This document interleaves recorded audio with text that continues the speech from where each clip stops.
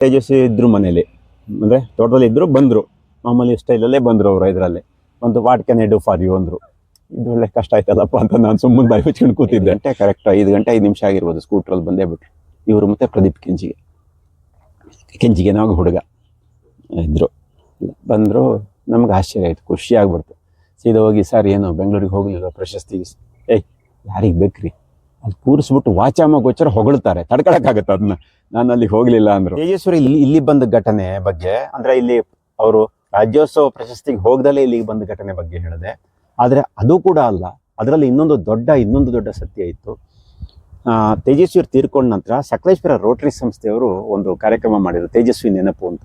ಆ ನೆನಪಿನ ಕಾರ್ಯಕ್ರಮಕ್ಕೆ 2 ಭಾಷಣಕಾರರು ಅವತ್ತು, ಒಬ್ಬರು ಪ್ರದೀಪ್ ಕೆಂಜಿಗೆ, ಒಬ್ಬ ನಾನು. ತಪರನ ಕತೆಗೆ ಇವರು ಅವಾರ್ಡ್ ತಗೊಳಕ್ಕೆ ಡೆಲ್ಲಿಗೆ ಹೋಗ್ಬೇಕಾಗಿತ್ತು. ಮತ್ತು ಈಗ ಕೊಟ್ಟರಂತ ಹಣ ನೋಡಲಿ, ಫ್ಲೈಟ್ ಟಿಕೆಟ್ ಅಂತ. ಇದ್ರ ಮನೆ ಹಾಳಾಯಿತು ಅಂತ ಹಿಂಗೆ ಮುದ್ರಿಬಿಟ್ಟು ಒಳಗೆ ಎಸೆದ್ರು. ನೀನ್ ಹಿಡಿಯಕ್ಕೆ ಒಳಗೆ ಎಸ್ಬಿಟ್ಟು ಸೀದಾ ಇಲ್ಲಿಗೆ ಬಂದಿದ್ದಾರೆ. ಎಂತ ಅದ್ಭುತ ಅಲ್ವಾ? ಈ ರಂಗವನ್ನ ಕಟ್ಟಬೇಕಾದ್ರೆ ಸರ್ ನೀವು ಈ ಜಾಗ ಎಲ್ಲ ನಿಮ್ ಸ್ವಂತ ಜಾಗ ಆಯ್ತಾ ಸರ್ ಇದು? ಇದು ನೋಡಿ, ಇದ್ರದ್ದು ಇನ್ನೊಂದು ಕತೆ ಇದೆ, ಬಹಳ ಇಂಟ್ರೆಸ್ಟಿಂಗ್ ಕತೆ ಇದೆ. ನಾವು ಇಲ್ಲಿ ಮಾಡ್ತಿರ್ಲಿಲ್ಲ. ಈಗ ಒಂದು 6-7 ವರ್ಷ 8 ವರ್ಷ ಅಲ್ಲಿ ಪೂರ್ಣಿಮಾ ಎಸ್ಟೇಟ್ ಅಲ್ಲಿ ಅಲ್ಲೇ ನಾಟಕ ಮಾಡಿದ್ರೆ, ಅಲ್ಲಿ ನಾನು ಕೆಲವೊಂದು 5-6 ನಾಟಕಗಳನ್ನು ಬರೆದೆ ಅಲ್ಲಿದ್ದಾಗ. ನಮ್ಮ ಮೇಲೆ ಆಯ್ತು, ಅನಾಮಿಕರು ಅಂತ ಇನ್ನೊಂದು ಮಾಡಿದೆ. ಆಮೇಲೆ ಮಕ್ಕಳೆಲ್ಲವ ಮನೆ ತುಂಬ ಅಂತ ಕುಟುಂಬ ಯೋಜನೆ ಬಗ್ಗೆ ಒಂದು ನಾಟಕ ಆಯ್ತು. ಅದು ಆಕ್ಚುಲಿ ಇದು ಮಹದೇವ್ ಬಣಕಾರ್ ಅವ್ರದ್ದು ನಾಟಕ. ಅದನ್ನ ನಾವು ಇದು ಮಾಡ್ಕೊಂಡು ಮಾಡಿದ ಕೆಲವು ಶೋ, ಬೇರೆಯವ್ರ ಕಥೆಗಳನ್ನ ತಗೊಂಡು ಮಾಡಿದ್ವು, ಆ ಥರನ ಮಾಡಿದ್ವು. ಆಮೇಲೆ ಸತ್ಯಕ್ಕೆ ಸಾವಿಲ್ಲ ಅಂತ ಒಂದು ಸಾಕ್ಷರತೆ ಬಗ್ಗೆ ಒಂದು ನಾಟಕ ಮಾಡಿದೆ ಅವಾಗ, ಅಕ್ಷರ ಯಾಕೆ ಕಲಿಬೇಕು ಅಂತ. ಈ ತರದ ನಾಟಕಗಳನ್ನ ಮಾಡ್ತಾ ಬಂದು ಇದು 6-7 ವರ್ಷ 8 ವರ್ಷ ಆಗ್ಬೇಕಾಯ್ತು. ಅಲ್ಲೇ ಮಾಡ್ತಾ ಇವಾಗ ಇಷ್ಟು ಮಾತ್ರ ಮಾಡಿದ್ರೆ ಸಾಲದು, ನಮ್ಮ ಹುಡುಗರು ಬೇರೆ ನಾಟಕಗಳನ್ನು ನೋಡಬೇಕು, ಚೆನ್ನಾಗಿ ಅವರು ಕಲಿಬೇಕು ಅಂತಾಯ್ತು. ನೀನಾಸಂ ಸಂಸ್ಥೆ ಬಗ್ಗೆ ನನಗೆ ಅರಿವಿತ್ತು, ಕಾಂಟ್ಯಾಕ್ಟ್ ಇತ್ತು ಅಲ್ಲಿ. ಅಷ್ಟೊತ್ತಿಗೆ ಆಗಲೇ ನೀನಾಸಂನಿಂದ ಕೆಲವು ಪತ್ರಿಕೆಗಳು, ಸಾಕ್ಷಿ ಅಂತ ಪತ್ರಿಕೆ ತರಿಸ್ತಿದ್ದೆ ನಾನು. ಈಗ ಆ ಕಾಂಟ್ಯಾಕ್ಟ್ ಇದರಿಂದ ನೀನಾಸಂ ತಿರುಗಾಟದಲ್ಲಿ, ಅದೇ ನಮ್ಮ ಮೊದಲನೇ ನಾಟಕ 2ನೇ ನಾಟಕ ನಮ್ಮ ಎಲುಬುಗಳ ಮೇಲೆ ನಾಟಕದಲ್ಲಿ, ಈಗ ಮೈಸೂರಲ್ಲಿ ಮತ್ತೆ ಅವರು ರಂಗಾಯಣದ ದೊಡ್ಡ ನಟರಾಗಿ ರಿಟೈರ್ ಆದರು ಈಗ, ಕೃಷ್ಣಕುಮಾರ್ ನನ್ನಕಜೆ ಅಂತ. ಅವರು ನಮ್ಮ ರಿಲೇಷನ್ ಹುಡುಗನೇ. ಇಲ್ಲಿ ಆ ಹುಡುಗ ಒಂದು 5 ವರ್ಷ 6 ವರ್ಷ 5ನೇ ಕ್ಲಾಸ್ 6ನೇ ಕ್ಲಾಸ್ ಹುಡುಗ ಇಲ್ಲಿದ್ದ. ನಮ್ಮ ನಾಟಕದಲ್ಲಿ ಒಂದು ಹುಡುಗಿ ಒಂದು ರೋಲ್ ಮಾಡಬೇಕಾಗಿತ್ತು. ಆ ಹುಡುಗಿಗೆ ಹುಷಾರಿಲ್ಲದೆ ಅದು ಹುಷಾರ್ ತಪ್ಪಿ ಮಲಗಿಬಿಡ್ತು. ಇವನು ರಜದಲ್ಲಿ ಬಂದವನಿದ್ನಲ್ಲ, ಹೀಗೆ ಹುಡುಗರು ಈ ರಿಹರ್ಸಲ್ ನೋಡ್ತಾ ಇದ್ದವನಿಗೆ ಬಾಯ್ಪಾಠ ಮಾಡ್ಕೊಂಡು ಬಿಟ್ಟಿದ್ದ ಎಲ್ಲ ಡೈಲಾಗ್ನು. ನಮ್ಮ ತಂಡದ ಒಬ್ಬರು ಹಿರಿಯ ನಟ ಹೇಳಿದ್ರು, ಇಲ್ಲ ಅವನಿಗೆ ಡೈಲಾಗ್ಗಳು ಬರ್ತಾ, ಇವನ ಹತ್ರ ಮಾಡ್ಸೋಣ ಅಂತ. ಅದೊಂದು ಭಾಳ ಒಂದು ತಮಾಷೆ ಪ್ರಸಂಗ ನಡೀತದ್ರಲ್ಲಿ. ಆಮೇಲೆ ಅವನಿಗೆ ಇದು ಮಾಡಿದು, ಅವನು ತಲೆ ಕೂದಲೆಲ್ಲ ಸಣ್ಣದ ಕಟ್ ಮಾಡ್ಕೊಂಡಿದ್ದ, ಎಲ್ಲ ವೇಷ ಹಾಕಿ ಹುಡುಗಿ ಹಂಗೆ ಸೀರೆ ಉಡಿಸಿ ಇದೆಲ್ಲ ಮಾಗಿ ಟೋಫನ್ ಎಲ್ಲ ಸಿಕ್ಸಿ ಎಲ್ಲ ಡೈಲಾಗ್ ಎಲ್ಲ ಚೆನ್ನಾಗೇ ಮಾಡ್ದ.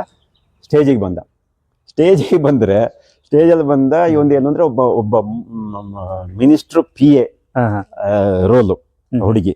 ಅವ್ರೇನೋ ಅನ್ಯಾಯ ಮಾಡಿರ್ತಾರೆ, ಅದಕ್ಕೆ ಅಲ್ಲೇ ಆತ್ಮಹತ್ಯೆ ಮಾಡ್ಕೊಂಡಿರ್ತಾರೆ ಆಫೀಸಲ್ಲಿ ಅಂತ. ಈ ಥರ ಒಂದು ಕತೆ ಕ್ರಿಯೇಟ್ ಮಾಡಿದಾಗ ಎಷ್ಟು ತಮಾಷೆ ಪ್ರಸಂಗ ನಡೀತು ಅಂದರೆ, ಈತ ಸ್ಟೇಜಿಗೆ ಬಂದು ಉತ್ಸಾಹದ ಡೈಲಾಗ್ ಹೊಡಿತಾ ತಲೆನ ಜೋರಾಗಿ ಹೆಂಗಿಂಗ್ ತಿರುಗಿಸ್ಬಿಟ್ಟ. ಆ ಟೋಫನ್ ಹಾರಿ ಹೋಗಿ ಒಳ್ಳೆ ಈ ಸರ್ಪಸ್ತ್ರ ಹೋಗುತ್ತಲ್ಲ, ಹಂಗ ಹೋಗಿ ಅಷ್ಟು ದೂರ ಬಿದ್ದುಬಿಡ್ತು. ಜನ ಎಲ್ಲ ನಕ್ಬಿಟ್ರು ಜೋರಾಗಿ. ಆದ್ರೆ ಅವ್ನು ಎಷ್ಟು ಬುದ್ಧಿವಂತ ಅಂದ್ರೆ, ಕೂಡ್ಲೆ ಕೊನೆ ಡೈಲಾಗ್ ಹೇಳಿ ಚಾಕಾಕನಲ್ಲಿ ಸ್ಟೇಜ್ ಮೇಲೆ ಅವನು ಮುಗಿಸ್ಕೊಂಡ. ಹೀಗೆ ಈ ಕಾಂಟ್ಯಾಕ್ಟ್ ಇತ್ತಲ್ಲ, ಇದೇ ಕೃಷ್ಣಕುಮಾರು ಆವಾಗ ನಾವು ಈ ನಾಟಕಗಳೆಲ್ಲ ಮಾಡ್ತಾ ಇದ್ದಾಗ ನೀನಾಸಂಗೆ ಹೋಗಿ ನೀನಾಸಂ ನಟನಾಗಿದ್ದ. ಅವಾಗ ನಮಗೆ ಆಯ್ತು, ನೀನಾಸಂ ನಾಟಕ ಯಾಕೆ ಮಾಡಿಸ್ಬಾರ್ದು ಊರಲ್ಲಿ ಎಂತ ಆಯ್ತು. ನಾನು ಮತ್ತೆ GB ನಾಗರಾಜ್ ನಮ್ಮ ಫ್ರೆಂಡ್ ಇಲ್ಲ ಈಗ, ಅವರು ನಾನು ಹೆಗ್ಗೋಡಿಗೆ ಹೋಗಿ KB ಸುವರ್ಣ ಹತ್ರ ಹೋಗಿ 1ನೇ ವರ್ಷ ನೀನಾಸಂ ತಿರುಗಾಟದ ನಾಟಕಗಳನ್ನು ಎಲ್ಲಾ ನಾಟಕಗಳನ್ನು ಬುಕ್ ಮಾಡಿಕೊಂಡು ಇಲ್ಲಿಗೆ ತರ್ಸಕ್ಕೆ ವ್ಯವಸ್ಥೆ ಮಾಡೋದು. ಅವಾಗ ನಮ್ಮ ಹುಡುಗರೆಲ್ಲ ಅದ್ರ ಜೊತೆ ಓಡಾಡೋದು, ನೋಡೋದು, ನಾಟಕ ನೋಡೋಕೆ ಅವಕಾಶ ಆಯ್ತು.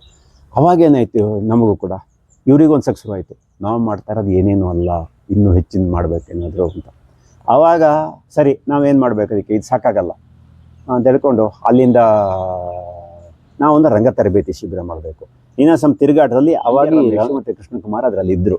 ಅವ್ರ ಹತ್ರ ಹೇಳಿದಾಗ ಅವ್ರು ನಾವು ಬಂದ್ ಮಾಡ್ಕೊಡ್ತೀವಿ ಅಂತ ಹೇಳಿದ್ರು. ಅವ್ರು ತಿರುಗಾಟ ಮುಗಿದ್ಮೇಲೆ 88ನೇ ಇಸ್ವಿಲಿ ಫಸ್ಟು ಇಲ್ಲಿ ರಂಗ ತರಬೇತಿ ಶಿಬಿರ ಅಂತ ಮಾಡೋಕ್ಕೆ ಪ್ಲ್ಯಾನ್ ಮಾಡಿದ್ದು. ಅದಕ್ಕೆ ನಮ್ಮ ಮೊದಲು ಏನು ಮಾಡೋದು, ಅಷ್ಟರ ತನಕ ನಾವು ಅಲ್ಲಿ ಎಸ್ಟೇಟಲ್ಲಿ ಇದ್ವಲ್ಲ, ಕಾರ್ಮಿಕ ಮಿತ್ರ ಸಂಘ ಅಂತ ಹೆಸರಲ್ಲೇ ಮಾಡ್ಕೊಂಡು ಬಂದಿದ್ವಿ. ಕಾರ್ಮಿಕ ಮಿತ್ರ ಸಂಘ ಅಂತ ಇತ್ತು. ಆದ್ರೆ ಏನಾಗುತ್ತೆ, ಕಾರ್ಮಿಕ ಮಿತ್ರ ಸಂಘ ಅಂದಾಗ ಒಂದು ಸಮಸ್ಯೆನೂ ಆಗುತ್ತೆ. ಇದು ಬರೀ ಲೇಬರ್ ಕ್ಲಾಸ್ ಜನಗಳದ್ದು ಮಾತ್ರ, ಬೇರೆ ರೈತರು ಬೇರೆಯವರು ಅದಕ್ಕೆ ಸೇರಕ್ಕೆ ಇಷ್ಟಪಡೋದಿಲ್ಲ.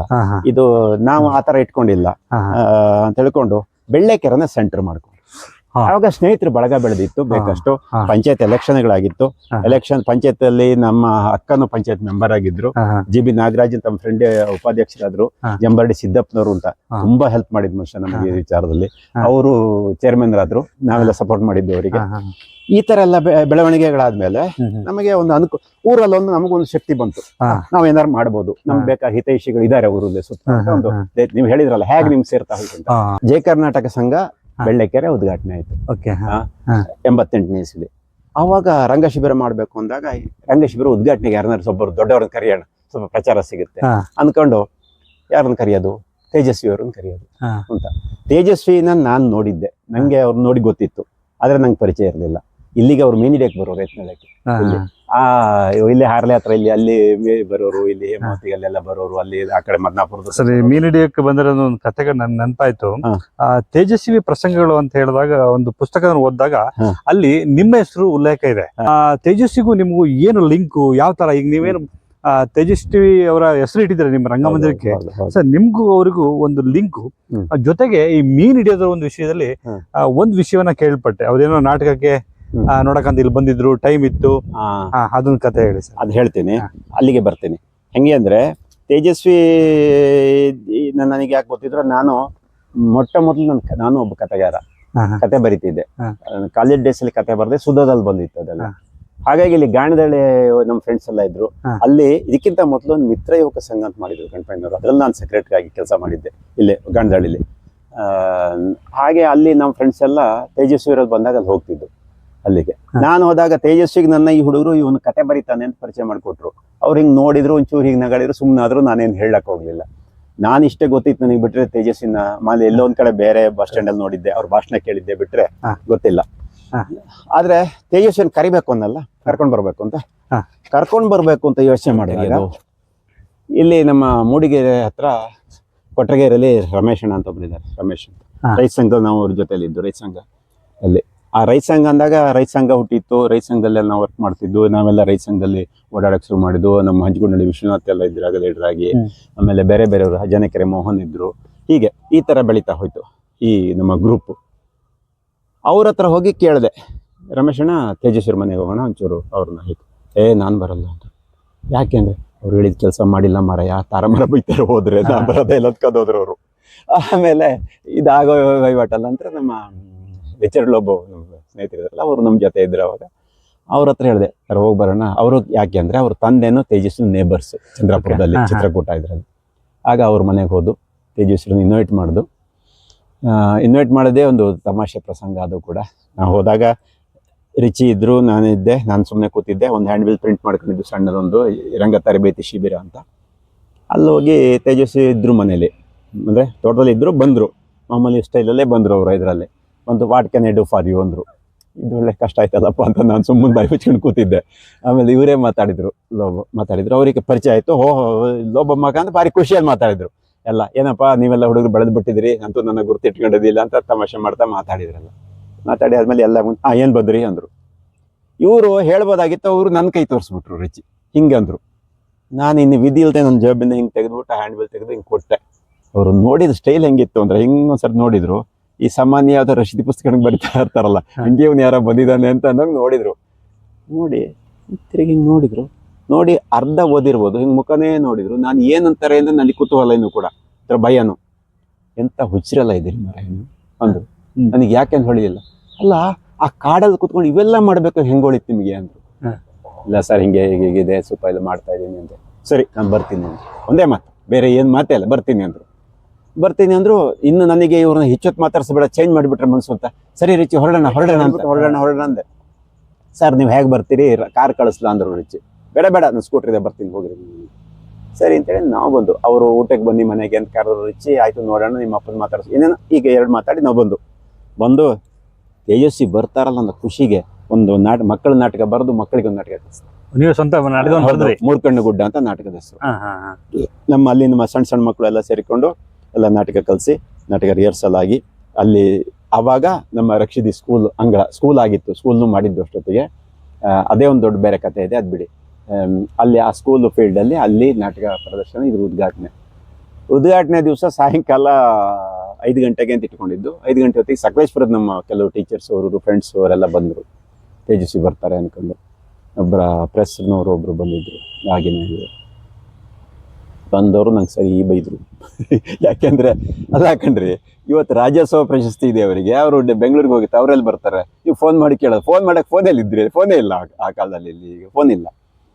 ಸುಮ್ಮನೆ ಅವರಿಗೆ ರಾಜ್ಯೋತ್ಸವ ಪ್ರಶಸ್ತಿ ಅವ್ರು ಬರ್ತಾ ಇದ್ದು ಅದೇ ಅದೇ ದಿವಸ ಅಂತ ಹೇಳಿದ್ರು ಅವರು. ಆಯ್ತಾ, ನಾನೇನು ಮಾಡಿ, ನನಗೆ ಗೊತ್ತೇ ಇಲ್ಲ, ವಿಚಾರನೆ ಗೊತ್ತಿಲ್ಲ ನಮಗಿದು, ಸುಮ್ಮನೆ ಇದ್ದು. ಆಮೇಲೆ ಓಡ್ದು ಸೀದಾ ಇಲ್ಲಿ ಬೆಳ್ಳಕ್ಕೆಲ್ಲಿ ರಾಮಗೌಡರು ಅಂತ ಒಬ್ರು ಇದ್ರು, ಹೋಟೆಲ್ ನಡೆಸ್ತಾರೆ ಅವರು. ಅವ್ರು ರೈತ ಸಂಘದಲ್ಲೂ ನಮ್ಮ ಎಲ್ಲ ಜಮಚದಲ್ಲಿ ಇದ್ದವರು, ವಯಸ್ಸಾದವರು, ಹಿರಿಯರು. ನಾವೆಲ್ಲ ನಮ್ಮ ಅಡ್ಡ ಅದು, ಅಲ್ಲಿ ನಮ್ಗೆ ಅದೇ ಆಫೀಸ್, ಎಲ್ಲ ರಾಜಕೀಯನೂ ಅಲ್ಲೇ ನಡೆಯೋದು, ಎಲ್ಲ ಮಾತುಕತೆ ಅಲ್ಲೇ ನಡೆಯೋದು. ಅವರು ಒಂಥರ ವಿಚಿತ್ರ ಮನುಷ್ಯ, ಭಾಳ ಇಂಟ್ರೆಸ್ಟಿಂಗ್ ಸ್ಟೋರಿ ಅವ್ರದ್ದು. ಅವರು ಹೋಗ್ಬಿಟ್ಟು, ರಾಮಪಣ್ಣ ನೀವೇ ಇವತ್ತು ಉದ್ಘಾಟನೆಗೆ, ಬೇರೆ ಇದಿಲ್ಲ, ರಂಗಶಿಬಿರ ಮಾಡ್ತಾ ಇದ್ದೀವಿ, ಅದು ಇದು ಅಂದರು. ಅವ್ರಿಗೆ ಪಾಪ ಎಂಥದ್ದು ಗೊತ್ತಿಲ್ಲ ರಂಗಶಿಬಿರ ಅಂತ. ಸರಿ, ಇವ್ರು ಹುಡುಗರ ಕಾರಾದ್ರು, ಉದ್ಘಾಟನೆ ಅಂತ ಬಂದರು, ಸೀದಾ ಬಂದು ಕೂತ್ರಲ್ಲಿ ಕೂತಿದ್ರು. ಏನು ತೇಜಸ್ವಿ ಇಲ್ಲ ಇವರೇ ಅಂತ ಸುಮ್ಮನಿದ್ದು ನಾವು. 5 ಗಂಟೆ ಕರೆಕ್ಟ್, 5 ಗಂಟೆ 5 ನಿಮಿಷ ಆಗಿರ್ಬೋದು, ಸ್ಕೂಟ್ರಲ್ಲಿ ಬಂದೇ ಬಿಟ್ರು ಇವರು. ಮತ್ತು ಪ್ರದೀಪ್ ಕೆಂಜಿಗೆ ನಾವು ಹುಡುಗ ಇದ್ದರು. ಬಂದರು, ನಮ್ಗೆ ಆಶ್ಚರ್ಯ ಆಯಿತು, ಖುಷಿ ಆಗ್ಬಿಡ್ತು. ಸೀದಾ ಹೋಗಿ, ಸರ್ ಏನು ಬೆಂಗಳೂರಿಗೆ ಹೋಗಲಿಲ್ಲ ಪ್ರಶಸ್ತಿಗೆ? ಯಾರಿಗೆ ಬೇಕ್ರಿ, ಅದು ಕೂರಿಸ್ಬಿಟ್ಟು ವಾಚಾಮ ಗೋಚರ ಹೊಗಳ್ತಾರೆ, ತಡ್ಕೊಳಕ್ಕಾಗತ್ತೆ ಅದನ್ನ. ನಾನು ಅಲ್ಲಿಗೆ ಹೋಗಲಿಲ್ಲ ಅಂದರು. ಖುಷಿ ಆಯಿತು. ಮಕ್ಕಳ ನಾಟಕ ನೋಡಿದರು, ಮಾತಾಡಿದರು, ಭಾಷಣ ಎಲ್ಲ ಮಾಡಿದರು ಒಂದಷ್ಟು. ಆಮೇಲೆ ಸಾಧ್ಯ ಆದರೆ ಶೋಗೆ ತಿಳಿಸಿ ಬರ್ತೀನಿ ಅಂತ ಹೇಳ್ಬಿಟ್ಟು ಅವರು ಹೋದರು. ಇದು ಅವ್ರ ಫಸ್ಟ್ ಭೇಟಿ ಇಲ್ಲಿಗೆ. ಆಮೇಲೆ ನಮ್ಮ ಸಂಪರ್ಕಗಳು ಬೆಳೀತಾ ಹೋಯಿತು. ಆಮೇಲೆ ಅಲ್ಲಿ ಇಲ್ಲಿ ಸಿಕ್ಕವರು, ನಾನು ಅವ್ರನ್ನ ದೂರದರ್ಶನಿಗೆ ಅವ್ರನ್ನ ಇಂಟರ್ವ್ಯೂ ಮಾಡಿದೆ ಯಾವುದೋ ಕಾಲದಲ್ಲಿ. ಆಮೇಲೆ ತುಂಬ ಜನ ಇಂಟರ್ವ್ಯೂ ನೋಡಿದ್ದೀನಿ ಸರ್, ದೂರದರ್ಶನ ಇಂಟರ್ವ್ಯೂ ನೋಡಿದ್ದೀನಿ. ಅವ್ರು ಎಲ್ಲೂ ಇಂಟರ್ವ್ಯೂ ಕೊಡ್ತಿರ್ಲಿಲ್ಲ. 6-7 ವರ್ಷ ಕಾಲ ಯಾವುದೇ ಇಂಟರ್ವ್ಯೂ ಕೊಟ್ಟಿರಲಿಲ್ಲ. ಕಾಫಿ ಬೆಳೆಗಾರರ ಬಗ್ಗೆ ಒಂದು ಪ್ರೋಗ್ರಾಮ್ ಮಾಡುವಾಗ ಎಲ್ಲರೂ ಹೇಳಿದರು ಅವರು ಪರ್ಮಿಷನ್ ತಗೊಂಡು ಹೋಗೋಣ ಅಂತ. ನಾನು ಅದಕ್ಕೆ ಒಪ್ಪಲೇ ಇಲ್ಲ.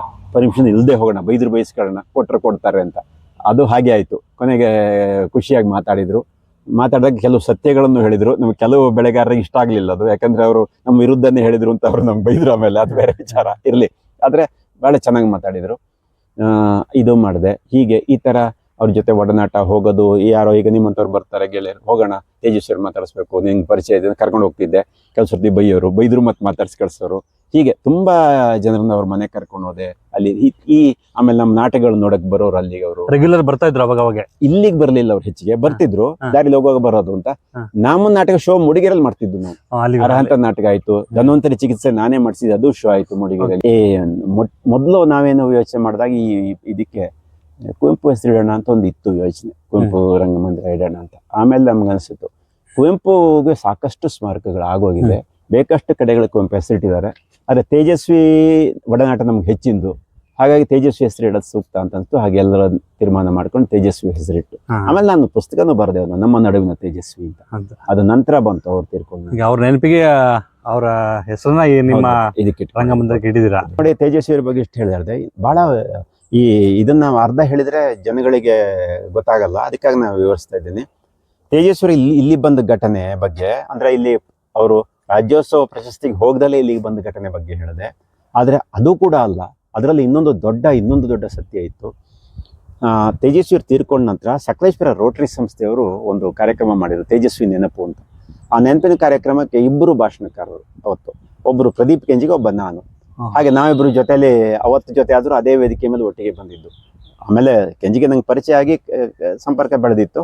ಆದರೆ ಅವತ್ತು ಭಾಷಣದಲ್ಲಿ ಈ ವಿಚಾರ ನಾನು ಹೇಳಿದೆ, ತೇಜಸ್ವಿಯವರು ಇದಕ್ಕೆ ಬಂದ ವಿಚಾರನ ಈ ಥರ ಅವರು ಒಂದು ರಾಜ್ಯೋತ್ಸವ ಪ್ರಶಸ್ತಿಯನ್ನು ಸ್ವೀಕಾರ ಮಾಡದೆ ನಮ್ಮ ರಂಗಶಿಬಿರಕ್ಕೆ ಬಂದಿದ್ರು, ಅಷ್ಟು ಪ್ರೀತಿ ತೋರಿಸಿದ್ರು, ಅಷ್ಟು ವ್ಯಾಲ್ಯೂ ಕೊಟ್ಟಿದ್ದಾರೆ ನಿಮ್ಮ ರಂಗಮಂದಿರಕ್ಕೆ ಅಂತ ಹೇಳಿದ್ದ ಮಾತನ್ನ ಹೇಳಿದೆ. ನೆಕ್ಸ್ಟ್ ಕೆಂಜಿಗೆ ಮಾತಾಡುವಾಗ ಒಂದು ಹೇಳಿದ್ರು, ಪ್ರಸಾದ್ ಹೇಳಿದ್ರು 100ರಲ್ಲಿ 98 ಸರಿ ಒಂದು ಸಣ್ಣ ವ್ಯತ್ಯಾಸ ಇದೆ ಅದರಲ್ಲಿ, ನಾನು ತಿದ್ದುತ್ತಾ ಇದ್ದೀನಿ ಅಂತ ಹೇಳಿದ್ರು. ಕೆಂಜಿಗೆ ಮೂಡಿಗೆರೆ ಬಸ್ ಸ್ಟ್ಯಾಂಡಲ್ಲಿ ಇದ್ರಂತೆ.